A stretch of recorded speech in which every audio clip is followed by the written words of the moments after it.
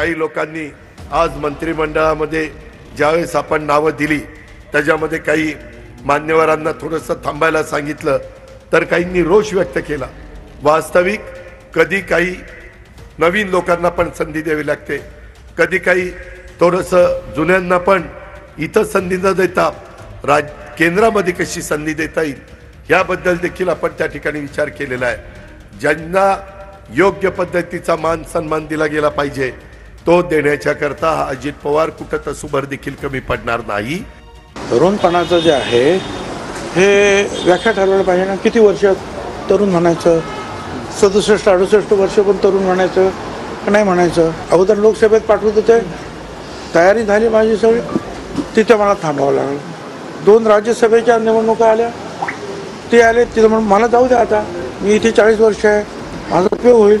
नाही तुम्हाला तुमची गरज राज्यामध्ये जास्त आहे, मग आता ताबडतोब कमी झाली गरज, कशामुळे लढायला सांगायचंच नाही ना।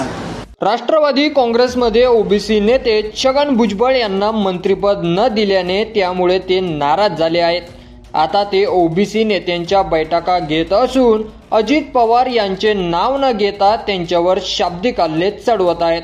मात्र मुंबईत माध्यमांसमोर बोलताना छगन भुजबळ म्हणाले, किती वर्षाच्या व्यक्तीला तरुण मानायचं आहे हा निषेध आधी सांगितला पाहिजे। 67 वर्षाच्या व्यक्तीला तरुण म्हणायचे का, असा थेट सवाल त्यांनी उपस्थित केला।